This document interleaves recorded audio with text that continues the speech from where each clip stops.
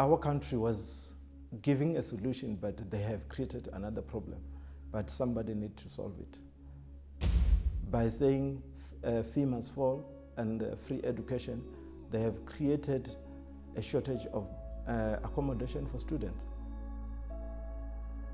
But because government cannot solve that, I took it to myself to say, let me be part of the solution and provide this shortage of beds.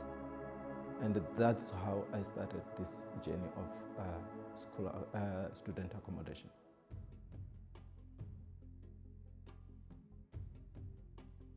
My name is MULALO TSHITEMA.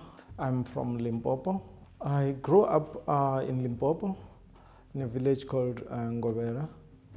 I went to school from grade 1 up to matric there, and then I came to Joburg.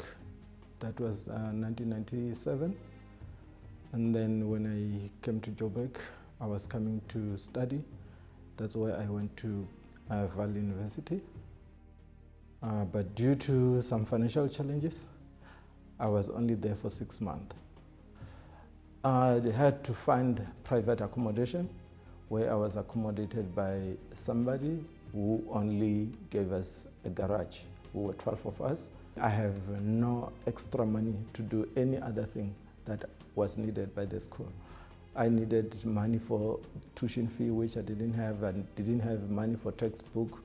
I didn't have money for food.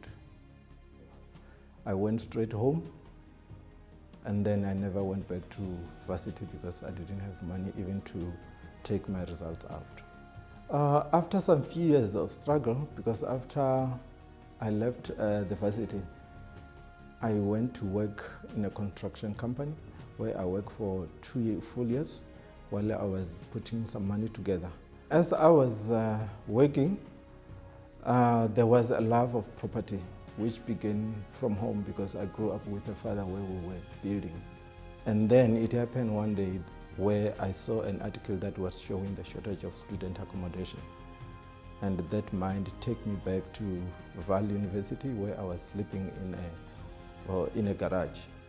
And that's where I started to think more deeply to say, how can I be part of the solution to resolve this problem in South Africa while I'm making money for my family. That article was talking about the shortage of accommodation, which was caused by the strike of fee must fall. When South Africa gave that permission that now we will have a free education to the tertiary institution, it opened the gates to all the kids who were not able to come to varsity because of lack of finance. But yet they forgot that when those kids came here, they need accommodation. To a point that immediately when they opened that tap, there was no accommodation at all. So when I started working, I saw the opportunity of rental market. So from day one when I bought my house, I used just an appointment letter to buy my first house, where I rent in some of my colleagues. I was working with them. Then I continued like that because I was enjoying the money from the people who were renting for me. It became something that I felt like one day I'll have a property to let. Since I started in 2017, I've managed to buy 2 houses. House number 1, I bought it in June 2017. It has 11 rooms where I'm accommodating 11 students. And then house number 2, bought it in 2018. It is accommodating 9 students. And my vision was every year I'll be buying a house so that I can keep on increasing the number of students. And since then, I've been consistent doing that, even though there was a little bit of delay due to a lockdown. From the day I started property, in my mind, I've always put the 300,000 in my mind, that the mission is not to help one child, but to help as many as I can. And my target is to help at least 3,000 students. So what I have done from there, in 2019, I've begun to study aggressively on property. I've registered several schools, including University of Cape Town, where I was studying property, and I've done a lot of research related to where I can get the funding.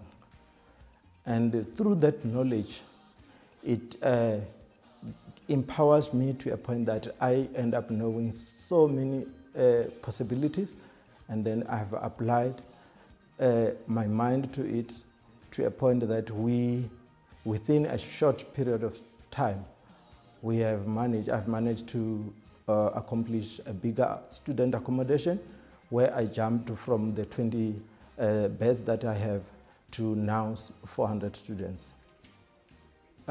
We have built 94 two-bedroom apartments. We are going to house about 376 students.